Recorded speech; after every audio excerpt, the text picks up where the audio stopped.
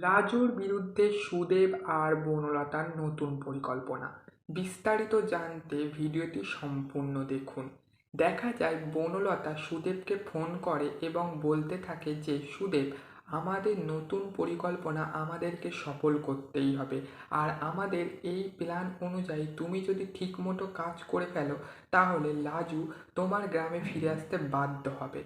তারপর দেখা যায় সুদেবের দাদা ঘরে আসে এবং সেই ঘরে কাউকে দেখতে না পেয়ে চলে যেতে যাবে যখন, তখন একটা চিঠি বিছানায় পায়।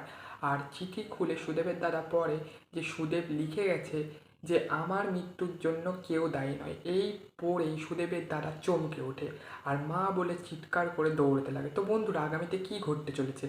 লাজু কি এই পরিকল্পনা চাল থেকে বাঁচতে পারবে? সুদেব আর বনলতার চাল কি সফল হবে? তা জানতে হলে অবশ্যই দেখতে হবে কোণে দেখা আলো। আর আপনাদের কি মতামত তা অবশ্যই কমেন্টে জানাবেন। ততক্ষণ সাথে থাকুন, পাশে থাকুন। ধন্যবাদ।